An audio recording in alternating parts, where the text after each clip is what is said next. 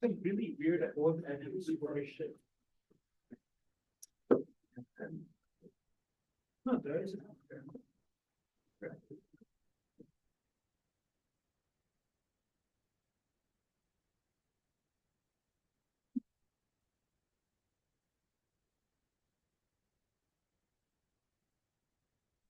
We didn't have a, what do you call it, the recorded session on Friday. Thought we posted it, no? No, I mean like.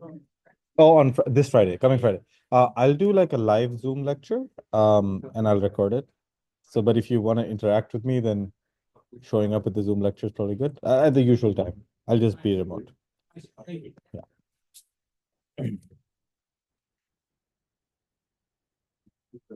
Okay, let's get started. So we studied Bayesian filtering last time. We talked about observation and motion models. And today we're going to talk about our first practical filtering algorithm. So before that, let's do a little quiz. Question is the motion model we studied in class dynamic, hemodynamic, kinematic, or hydraulic?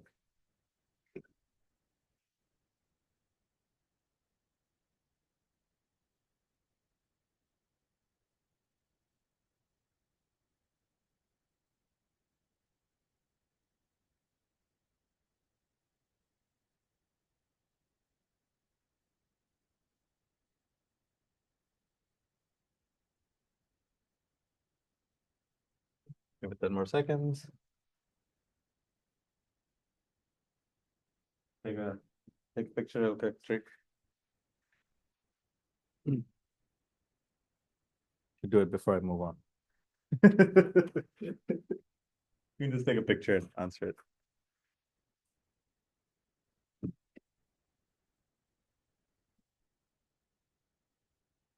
Got it?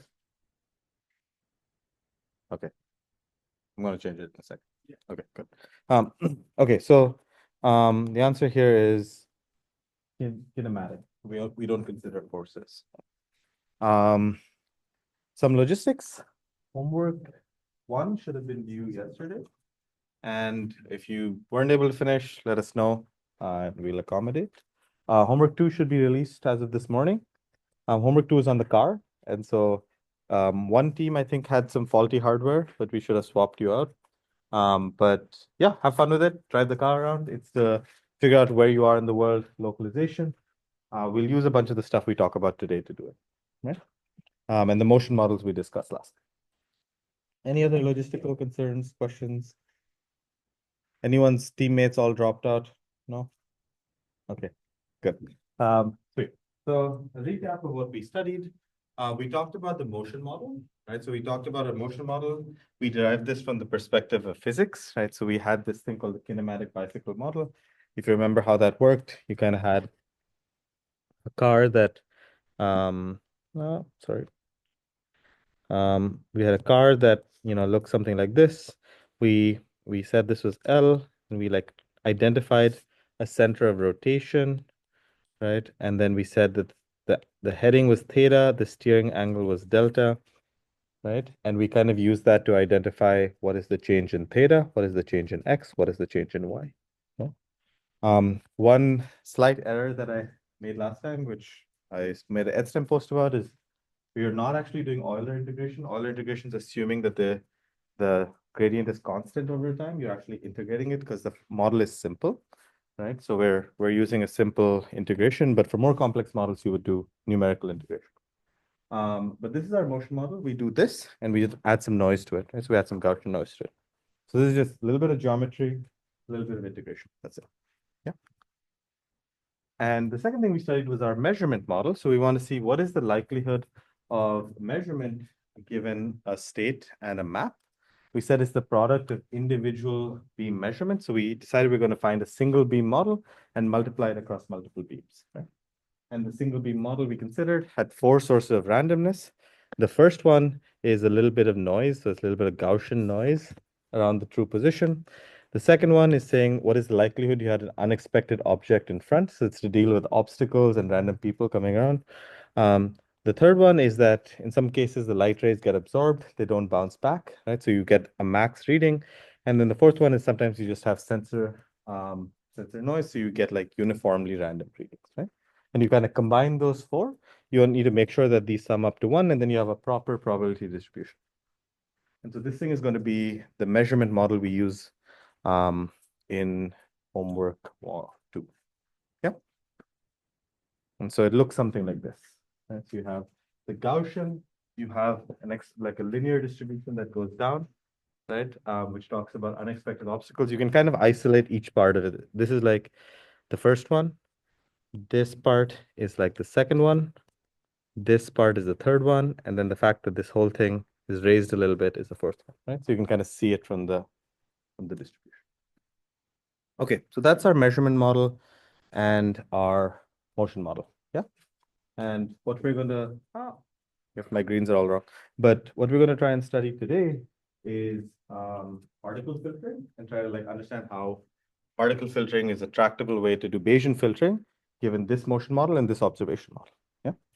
Okay, so the first question is, why is the Bayesian filter challenging to implement? Right. So we talked about this for a discrete system, and we said it's going to be challenging. Why is it challenging? I mean, we don't like data. We don't like Ada. Good point. Why don't we like Ada? That's right. You have to just sum over a huge thing. So Ada is basically 1 over the sum of belief times the dynamics model, right? Or belief times the measurement model. You have to sum that up over all the states, and it's a pain, right? And the second thing is when you're like pushing the model forward, you still have to sum up over all the previous states, and that's kind of a pain as the state space gets big, right? And if it's continuous, which is infinitely big, then you have an integral, and integrals are horrible. And so the problem here is that when you have a continuous space or you have a really large discrete space, these become pretty intractable, right? Hard to represent, hard to be computationally efficient. Does that make sense? Now, one thing you could do is take a continuous space. Like imagine you had x, y, theta. You could divide each dimension of x, y, and theta into 100 bins. And now the challenge, remind me of your name again? Rishabh? So Rishabh had mentioned this a few classes ago, but basically, if you discretize per dimension, right, the number of bins will grow exponentially. It's like number of bins times to the power of number of dimensions. And so you can discretize x, y, theta, let's say 100 each. Now you have like 100 to the 3, and that's kind of a pain. And so we wanna find a more efficient way of representing these sums and integrals and these kinds of things. Yeah. I mean, even if we do this, it's almost gonna be sparse vectors, so it shouldn't matter, like there's computation. You still have to sum them up. Right? Like you have to iterate over all of them because you don't know where. So like the idea of particle filters is only paying attention to the things where you have mass, but otherwise you have to like perform the operation. So the idea of what we're going to do is kind of leveraging the fact that it's sparse. Okay, so it's just going to be a huge table, and you don't want to represent huge tables. Right? So anytime you can avoid huge tables, we will. And so what we're going to try and do is we're going to try and make this problem a little more tractable. So if we look at, x, y, theta, and we discretize into k bins, you're going to have k cube bins, right? And if you look at the space, like Rishabh was just saying, a lot of it is going to be empty. You're like wasting a lot of computation on like 0. And it's like a kind of a waste of time. And so it's exponentially expensive for things that are largely empty, right? So what we're going to try and do is instead of focusing on getting every bin represented, we're just going to try and represent the things that are not empty, right? And so the idea of a particle filter is just saying you have a big space, it's largely empty. Let's instead focus on things that are not empty, right? So just keep track of the things that are not empty and how they move around. So it's kind of like rather than maintaining a big, huge array, maintain a linked list of the things that you care about. And don't worry about the rest of the space. Okay, so what we're going to do is change our way of thinking and say that if you have, k-dimensional array, let's say 3-dimensional array, rather than representing it as an array where you keep all of the things around, which are mostly empty, instead, what you're going to try and do is keep a list of, only the spots which have probability mass, right? So imagine you had like a bin that is mostly empty, right? And like you had some probability here and some probability here, right? Instead of representing n squared things, you would just represent two things, right? And so you've reduced your memory computation, memory requirements and your summation requirements because you're not bothering about all the empty space because it doesn't add anything to your system. You just care about the places that have probability mass, right? And so you just represent the bins that have probability mass. So for instance, you can see here, you have a linked list of, or an array of S1, S1, S2, S10, S40. You're like skipping lots of things in between. Because there. Now, the tricky part is these are just like a list of positions. How do you represent probabilities? Like probabilities mean that one thing is more likely than another. How do I represent it in this list?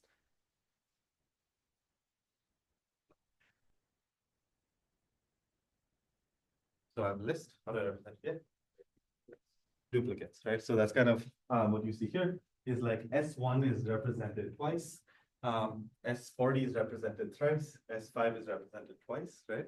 And so in this list, S2 is the S2 and S10 are the least likely, then is S1 and S55, and S40 is the most likely, right? And so it kind of implicitly forms a particle. Like if you think of each of these as a particle, right? There's like more particles of S40, and then the next most particles of S1 and 55, and the least particles of S2 and S10, right? So these are like instances of where there's probability mass, and you duplicate them to show higher probability. And so the way you're going to change your thinking is rather than representing something which is like n cube or n to the dimensions, you're instead going to just keep track of where there's probability mass. Okay? And so question for y'all is when is this helpful and when is it not helpful? Like, are there scenarios where this is not actually going to give us gains? When do you not save on class?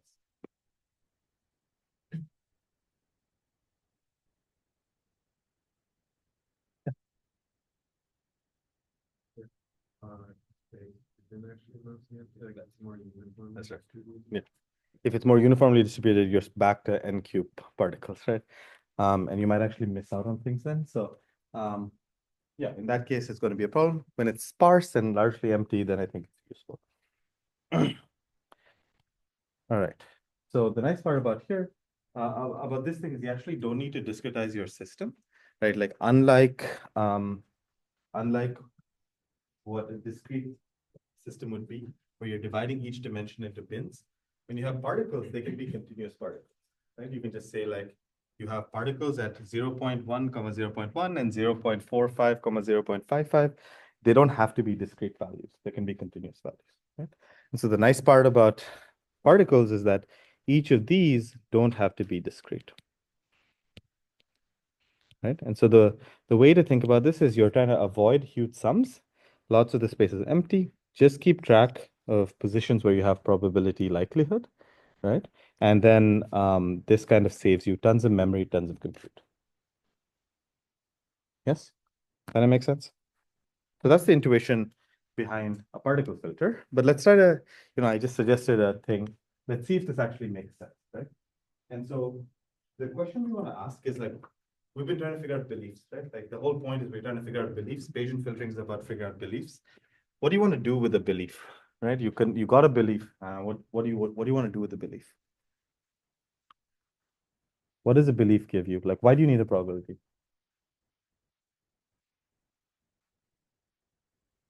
I can't tell if people are raised.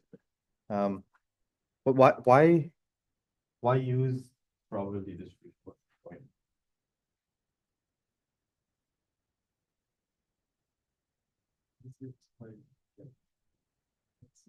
That's right. That's right. Yes, exactly. Right. So, the question is, what do we want to do with a probability distribution? And typically, you want to do things that look like averages, or things that look kind of like averages, like variance, average-ish, right? But the reason you want to do a probability distribution is typically you want to compute the expected value, right? Or like the variance of your distribution and act accordingly. And so in most cases, like for instance, you're trying to like figure out how to act. You're going to try and see what is the average likelihood of good outcomes in the future, given your belief, right? And so most of the times you don't care about the probability distribution numbers, you just care about being able to compute averages. Right? Averages are expectations. Same thing. Right?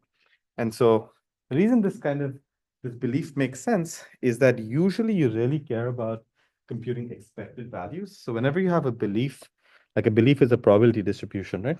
You can kind of say an expectation of f under some belief is essentially the integral of the belief times f integrated over x, right? And so you're saying that you never really care about the number belief, you only really care about computing expectations, right? And so lots of different ways of doing this. You can compute the mean position, right? And the mean position is just saying set the function f to x, right? So if you integrate x times belief x, you're going to find the mean position. If you want to find the probability of collision, you set f to the likelihood that a state is in collision, and this will give you the average likelihood of being in collision. Right? Or if you want to find the average cost, you can take a value function or some cost in the future as your f, and then you get the average value. And so the point is that in most cases, you really care about the averages. You don't care about the probability numbers. And so what these particle type things let you do is they let you compute averages efficiently. Yeah. And so the reason this kind of makes sense is because you don't actually care about belief. You care about expectation under belief. And expectation under belief is easy to do with particles, even if particles don't give you belief. There's a number. Okay? And so what we're going to try and do often is we're going to try and compute an expectation of some function f under some probability distribution called belief, right? Which is essentially the integral f of x belief of x, right? And so there's an idea called Monte Carlo sampling, Monte Carlo expectations, which says that if I had a bunch of samples from belief, right, then I can just compute an expectation by averaging f over those samples, right? So that's Monte Carlo. It's big gambling center. That's why there's like a lot of things in probability are related to Monte Carlo. But basically, whenever I have to compute the expectation with respect to a belief of some function f, if I had a bunch of samples from the belief and I computed f at each of them and I averaged it, it's the same thing as computing or like in the limit, it converges to the expectation of f under your belief. Right? So it's saying that like, I actually don't need to compute this integral. If I have a bunch of samples from belief, then I just need to evaluate f at each of these samples and then average them. And that is the same thing as as n tends to infinity, it's going to be the same thing as your integral.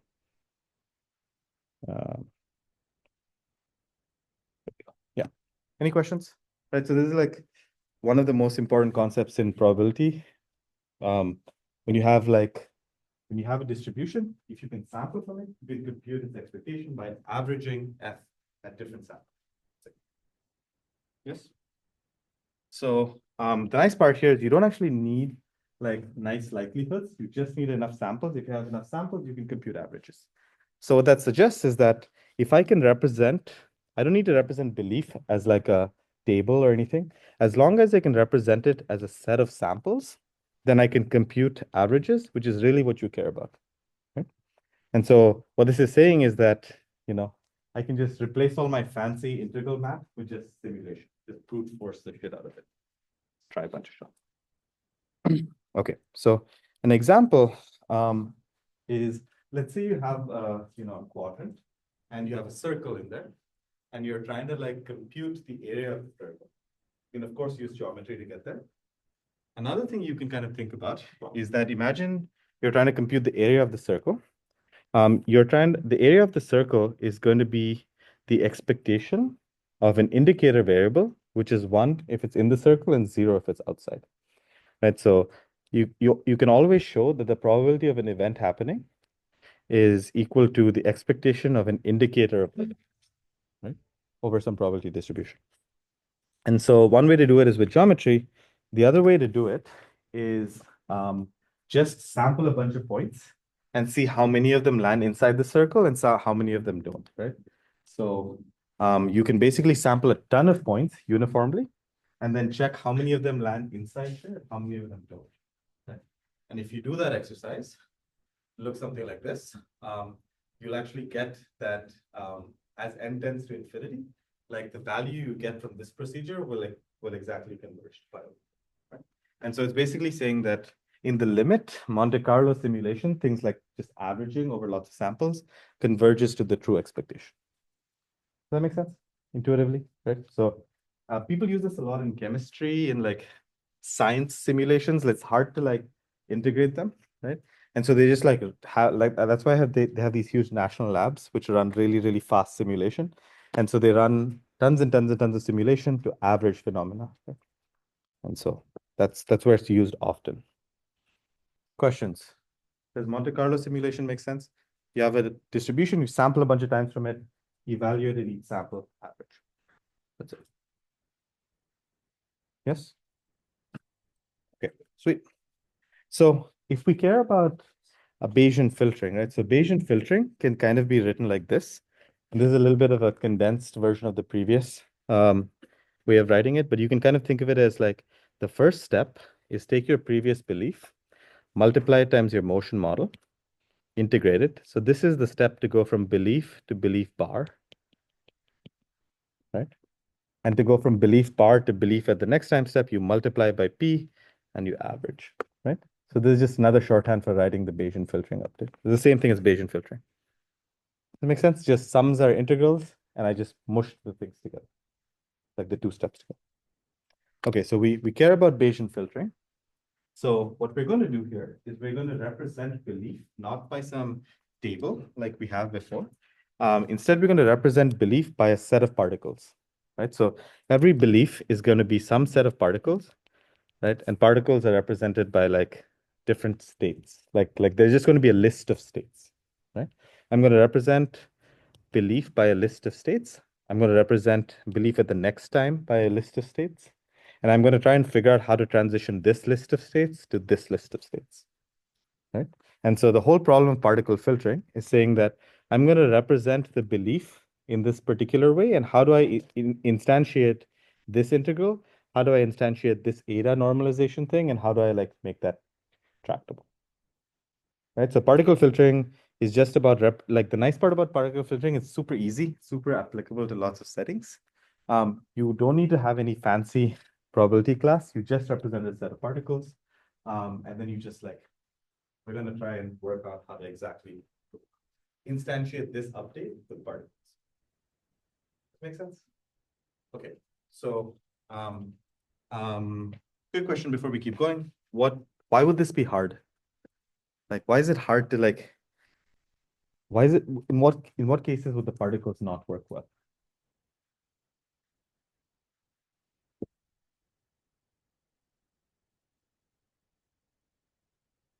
If you have a low limit, then your probability is super coarse. You might have lots of holes in your distribution. What's the other scenario where it might not work very well? The other one's what Marco was talking about earlier, right? It's like if your distribution is super uniform, then this becomes like a really expensive operation, right? And so intuitively, when you think about particles, this is a nice way of thinking about it. It's like these lines on the bottom are the particles, right? And you can see that they're denser in areas with higher likelihood and sparser in areas with lower likelihood, right? And so whenever you see a graph like this, it's like this is like the number of particles in an area, and the density of the particles indicates the likelihood, right? And so you don't need to ever get this likelihood perfectly accurate. You just have a list of these particles, and that represents it approximately. And exactly when n tends to infinity. Yeah. Okay, so what we're going to do in the next 25 minutes is try to figure out how to instantiate these two updates. The first update is to go from belief to belief bar, right? Which is the dynamics update. And the second update is to go from belief bar to belief at the next step. So the first step is going to use your motion model, and the second step is going to use your measurement model. Yes? So what this is going to give us is a really simple practical algorithm that you can implement on the car. Okay, so the main questions we need to figure out is how do we sample from a product of distributions, and how do we compute this like conditioning and normalization period? And so I'm going to start by providing some intuition, and then we'll try to work it out a little more formally. So all we're saying is we're going to not represent beliefs as tables. We're just going to represent them as lists of particles. And all we're going to try and figure out is how to move the particles around. That's it. How to move the particles around with your motion model and with your measurement model. Yep. Okay, so let's first think about the dynamic step, right? So the dynamic step is saying you had your belief at your previous step. You have your dynamics model. You need to figure out belief bar, the next step. So no measurement yet. You've just moved, right? You were here. You had some particles saying where you were. Now the particles are going to move. Like, where should they move to? So remember that belief doesn't really exist. You just have a set of particles, x1, x2 till like some xk. Let's say you had k particles. Now I'm going to transition to a new list of particles. How do I do that? Thoughts?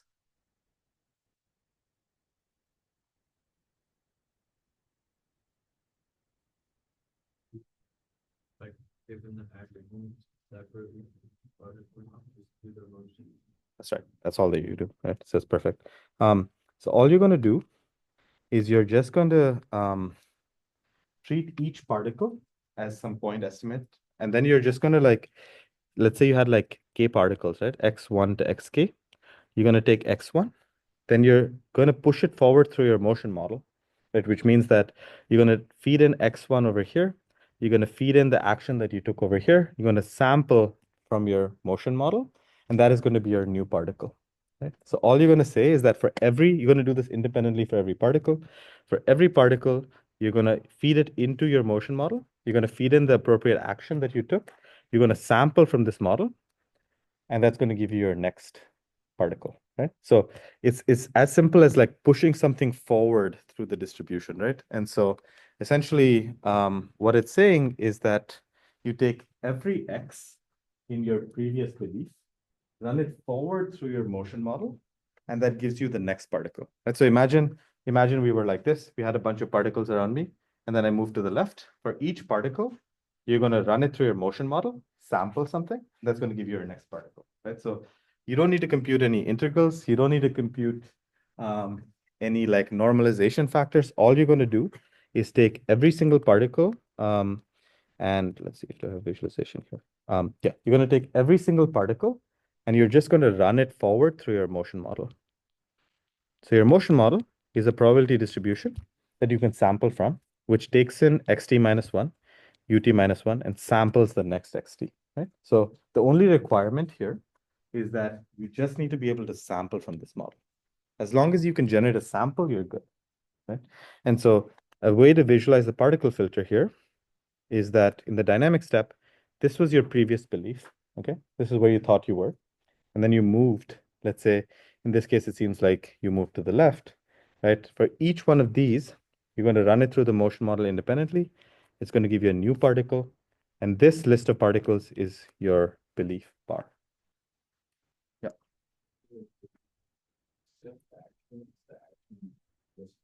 Action you just took. That's right. That's right. So there's only one action that you take, right? But you run the motion model independently for every particle. And so it's going to like let's see if it passes our sanity check, right? So for instance, you move to the left, every particle will move to the left plus some likelihood. So it'll increase the uncertainty. Like imagine there was like five particles here, right? Now, for each one of these particles, you're going to independently run the process. So some of them might spread out from each other. And so your uncertainty has increased like you want it to, right? You have a question? Okay. And so that's all the dynamic step of a particle filter is. Take your previous particles, run them forward through your motion model. That's it. Okay. Is this sparse? Okay. So the only requirement here, you don't need linearity. There's a bunch of Bayesian filtering things that need linearity. You don't need to have any. You don't need to actually know what P of xt is. You don't need to know the number. You just need to be able to sample from this model. So like, for instance, you want to run a particle filter on a really complex simulation. You don't need to know a number for it. You just need to be able to run it forward and get a sample. Right? So any simulator will work. Okay. So what we're going to do, so does this make sense? Like, it's kind of like you had a set of particles, you move things, and then the particles themselves will move. Right? So you can kind of think of the dynamic step as moving the particles. Like the particles are here. Each thing goes through a motion model. It gives me a new set of particles where the position of each particle changes. Right? So it's like the particles are here. I move to the left. Now the particles are here. Okay. So that's the dynamics update. Super simple. Now let's think about the measurement update. Measurement update is more complicated. The measurement update says that I got belief bar, right? I did my previous step. I have this list of particles. After I move them, let's call them x1 to xk. Now I need to figure out belief, which is some set of particles. X1 to xk, call them bar, right?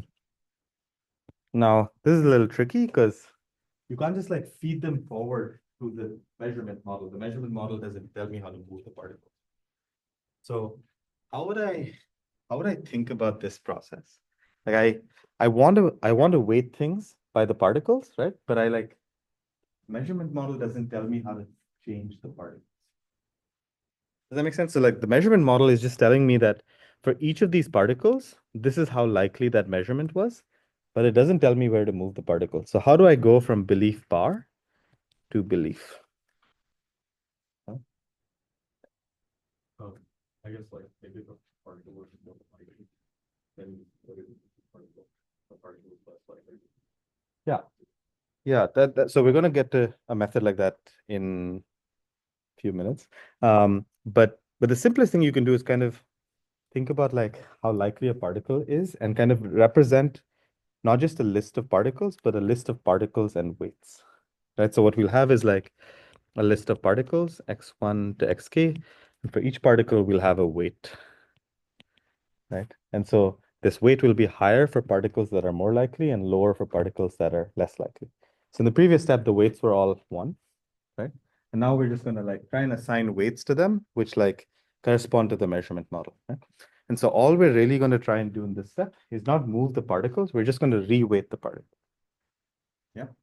And so you can kind of think of the measurement step of a particle filter as just saying that you have your belief bar, which is a set of particles.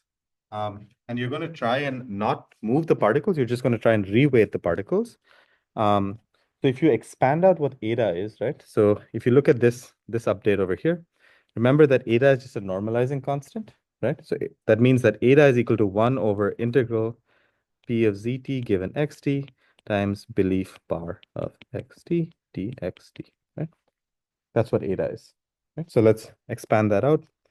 You can say that belief is basically p of zt given xt times belief bar divided by integral p of zt given xt times belief bar, right? And so what we're going to say is that belief bar was a set of particles. And now we're going to try and represent each particle with a weight, which is equal to approximately p of zt divided by integral p of zt belief xt, right? And so what we're going to try and do is we're going to give each particle a weight, which is equal to the likelihood of the measurement from that particle divided by the sum of likelihood of the measurements from all particles. Right. So this, in some sense, you can say the way to like think about this intuitively is look at your measurement update, which is a normalization update, right? And then when you look at the normalizing term, the denominator is just an integral. Right. So you can kind of think of this as like this distribution weighted by this value. Right. So each particle, the particles don't move, but what you're going to do is each particle is going to get a weight, which is its likelihood of producing that measurement divided by the sum of likelihoods that each other particle produce that measurement, right? And so you can get, let's try to intuit this, right? So intuitively, if there's the measurement, let's say your particles were in like 5 places, right? And let's say the measurement was super duper likely here, a little bit likely here, right? What you'll find, and let's say there's like, yeah, so the weights you're going to compute, for instance, will be like really high here, a little lower here, and then like almost 0 at all the other places. And so your weights, which were previously, let's say 1, 1, 1, 1, 1, will now get multiplied, will now get, you know, will get scaled by this term, right? And so remember now we've made the distribution a bit more complicated. It's no longer a list of particles only. It's a list of particles and weights. Yes? Makes sense? And yes. So the weights have to add up to one. The weights have to add up. Because it's like the normalizing concept. Okay, so now what do we like earlier? What we said is when we want to compute averages, you just like evaluate the f. So if you want to like compute the averages, right? So you want to do like f of x1 plus f of x2 plus f of x3. And you just like sum them up and divide them with 1 over n. That's how you get the average, right? So you get the expectation. But now I have this weighted list of particles. How do I compute the average for a weighted list of particles?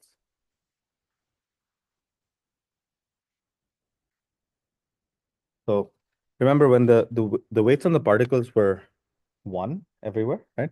Then you basically all you did is you like summed them up with equal things and you just divided by n. Right? Now the list of particles has x1 to xk and w1 to wk, right? And I wanna compute the average of some function f. How would I do it? Yeah, that's right. Yeah, that's right. So we know that the weights will sum up to 1, right?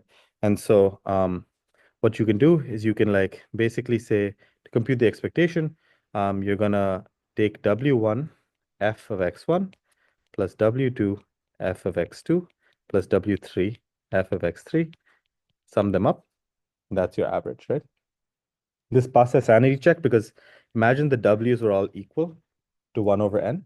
You get exactly the same expression you had earlier, right? So take the weights multiplied by the f, sum it up over all the parts.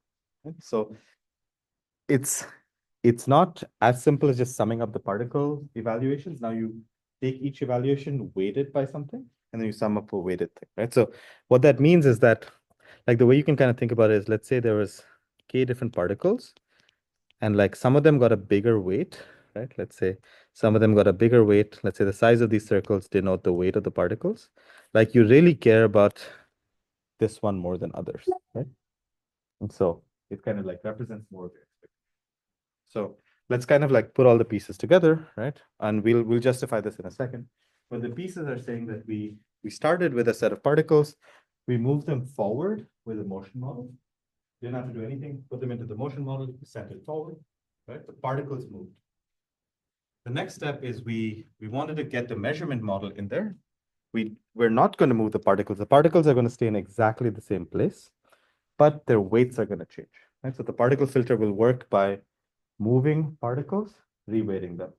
Moving particles, reweighting them, right? The weights will multiply over everything. Okay, so does this, before I get into some more math, does this kind of make sense? Any questions? Yeah.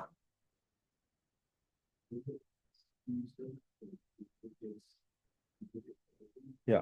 Yeah. So like, because the where the particles are is determined by the motion model, right? And so like, imagine that the motion model said, I have 3 particles here, right? Like in some sense, you have to like, each of these is going to get a weight. And then the likelihood in that spot is basically the sum of weights of each of those particles, right? And so you don't have to like do anything fancy. It's just like, there'll be 3 particles here, each with weight like pz given x divided by something, right? And so it's like triple the weight. Yeah, that's right. That's right. Okay. Does this make sense? So particle filtering is supposed to be super duper simple. We'll try to justify it in a second, but the idea is that the dynamic step is just feed it into the function sample. The measurement step is just reweight by taking the measurement model and just normalizing over all the particles. That's it. Okay. So, this seems kind of random, right? It seems a little ad hoc. So, how much time do we have? Okay, we have 9 minutes. maybe I'll justify this next class. Let me get to some of the methodology so you guys can start your project, right? So let me skip through the justification. Okay, there we go. Okay, so just to summarize what the measurement update is going to be, you're going to kind of think of it as you had a set of particles. You're going to compute a weight, which is going to be the likelihood of the measurement given a particular state. You're going to normalize it over all the particles. And so you're going to get reweighted particles. So the size here represents the weights, right? And so that's all that the measurement update is going to be. So let's look at an example, right? And I want you all to run me through it. This was your set of particles and your set of weights from before, right? So let's say you had 3 particles, 0.5, 0.25, 0.25 at those 3 positions. Yeah. And so it's 50% likelihood at the top and 25% likelihood at the bottom. Now, the first thing you're going to do is you're going to run things forward through your motion model, right? So you're going to say, let's say my car moved to the right. Yeah. And so you're not going to change the weights in the motion model update. You're just going to change the position of each of the particles. Right. So your particles were here, here, and here. Now you fed them forward through your motion model. Now your particles are here, here, and here. Right? Does that make sense? Okay. So now the next thing you're going to do is you're going to take, a LiDAR measurement. You're going to say, okay, where am I? And so what we're going to find is that you're going to get like a different likelihood of measurement in each of those. So let's say the likelihood of getting each of these measurements, right, was like let's say you got like this particular measurement, let's say, right? The likelihood of getting this measurement at this state is 0.02. The likelihood of getting this measurement at this state is 0.2. The likelihood of getting this measurement at this state is 0.08. Right? And so what you're going to do is you're going to take your previous weights, you're going to multiply them by the measurement, right? So it's going to be 0.5 times 0.02, 0.25 times 0.2, and 0.25 times 0.08, right? And then you're just going to renormalize them. So, right, you first multiply them, and then you renormalize them, right? So if you renormalize them, it comes out to a distribution that sums up to 1 still, right? So you can see that now, like earlier, this thing was more likely, and then you got a measurement. That measurement was most likely here, and so then the weight of this particle goes way up, right? And so remember that the motion model doesn't change the weights, it just moves the particles. And the measurement doesn't change the particles, it just changes the weights. So move the particles, reweight, move the particles, reweight, move the particles. That makes sense? Question? Yes. This over time, wouldn't you, if you're not moving the particles with your measurement model, wouldn't you get particles that eventually become irrelevant? Yeah. Yeah, it's a slide in like a second. That's a great question. So Yanna's question was, if you don't move the particles with the measurement update, don't you get things that become irrelevant and you're wasting particles in spaces that don't matter, right? We'll address that in a second. Great question. So the overall algorithm for the first version of the particle filter is you start with a set of particles. You then have a dynamics model or dynamics update that estimates belief bar by pushing things forward through your motion model. You then weight your samples by P of ZP given XT, which is your measurement model, normalize the weights, and you repeat, right? That's the first version of the algorithm. Now, what Yanda just kind of brought up is a totally valid point, right? So like, what's going to happen is that at the measurement model step, you're going to move things forward, and then you're going to reweight things, right? And so every time you multiply the weights, but in the measurement step, you're not moving the particles around at all. So what's going to happen is that as you keep multiplying weights, some of them will explode, some of them will become 0. You'll have like numerical instability, right? And so if you keep multiplying these weights, things will just kind of like get numerically irrelevant, right? So you just like imagine you're multiplying a ton of probability. You never want to multiply probabilities. And so you can have things that will blow up over time just because your particles, you're like only reweighting them. You're not actually like changing where they are. Right? And so things become numerically unstable. And then as Yanda was just saying, like the only thing that moves the particles is the motion model. And if you like by chance end up with some points in areas where the motion model doesn't move things very much, then you're just stuck there. If in the limit of infinite samples, it wouldn't be a problem. But in the limit of finite samples, the only thing that can get you unstuck is the motion model. But if you have too many particles in a place where the motion model doesn't really get you unstuck, then the particles get wasted, right? And so then your estimator becomes bad. You had like 10,000 particles to start, but a bunch of them are stuck in some like god-awful region with some tiny weight. Right? So imagine that they're in a god-awful region with tiny weight, like your number of particles where you really care is really small, right? So like what you can see here is that you really care about estimating this part of the distribution, but you're wasting all your particles in regions that don't matter that much.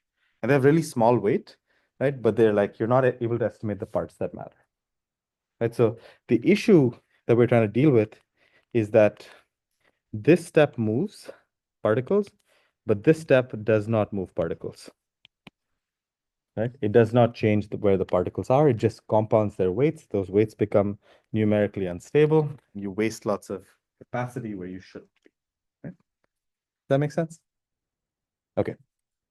Oh, no. So what we're going to do is we're going to do this procedure called resampling. So what resampling says is that, let's say you had a set of weighted samples. Let's say you had a set S of weighted samples with weights Wi, right, from your measurement step. What we're going to try and get is a set of unweighted samples, right, where the probability of drawing each sample is given by the weight. So imagine, here's kind of what we want. We have, let's say we have 4 samples, and their weights are like 0.25, 0.5, 0.25, 0, right? What I want to replace this distribution by is kind of like duplicates. So I want to have like one part or like maybe 2 particles here. I want to have like 4 particles here. I want to have 2 particles here. I want to have like no particles here. But the weights of the particles should go back to 1. Yeah. So what resampling is going to do is it's saying replace weights with duplicates, right? So I don't want to have to keep multiplying these weights. I want to send these weights back to 1. If I want to send these weights back to 1, then I like this thing is twice as likely as this thing. So I want twice as many particles here as I want here. Right? And so all that resampling is going to do is it's just going to like take this distribution of weights and reassign the particles so that it corresponds to the like weighted probability distribution. Yeah. And so resampling is going from sets of weighted samples to a set of unweighted samples. So things with higher weights will have more particles, things with lower weights will have less particles. Right? So you're not wasting things in places which are irrelevant. You'll just put more particles there. So you're going to shift your particles around. So earlier, motion model was the only thing shifting particles around. Now we're going to have the measurement model shift particles around too with this resampling step. Okay, so the problem we want to deal with is we have a weight and we want to, we have a set of weights per particle and we want to kind of resample a set of particles which are unweighted. Any ideas on how we could do that?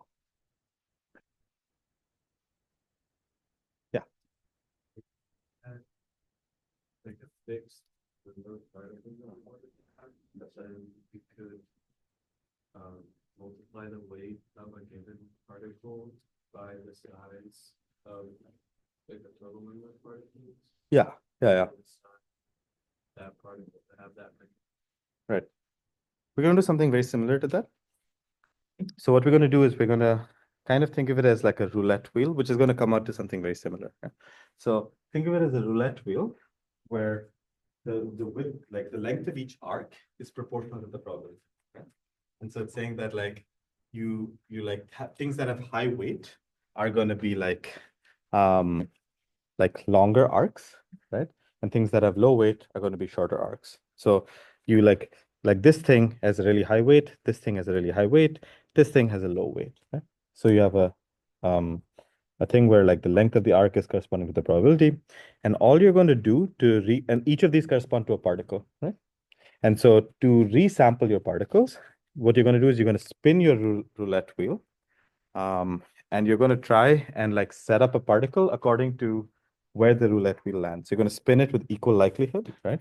And you're going to say, okay, like the first time I spun it, it landed here. So I'm going to like have one of these particles. And the next time I'm going to spin it, I'm going to like land up here. let's say, next time I spin it, I'm going to land up here. I'm going to have one of these particles. Next time I spin it, I'm going to land up here. I'm going to have one of these particles, right? And so the point is you can do this n times to get n new particles. The reason to not just multiply it is because it's probabilistic, and so you want to be sampling. And so all you're going to do is you're going to run this kind of resampling procedure. You can do it in a roulette wheel. You could also do it in like a cyclic line, like a line where you have to like, you just go around, a wrap around line, right? So what you're going to do is you're going to like try and construct a line where you draw a random number between 0 and 1. If the number is between 0 and 1/8, you add one of this particle. Between 1/8 and 6/8, you add this particle. And 6/8 and 1, you add this particle. Okay? So the likelihood of getting this particle is clearly the highest, then this one, then this one, right? And so all you're going to do to resample is construct a distribution like this, and then spin your roulette wheel, choose a sample, spin your roulette wheel, choose a sample again, do that k times for how many ever particles you want. Okay. Yeah. Yeah. That is a bit of a problem. And we'll address that next time. But the particles will still move around because of the motion model. So it doesn't move them around outside of the existing particles, but it redistributes them. All right. Lecture on Friday will be remote over Zoom. And I'm in Boston tomorrow, so office hours. Just shoot me an email if you have any questions, and otherwise we'll chat next week. Thank you.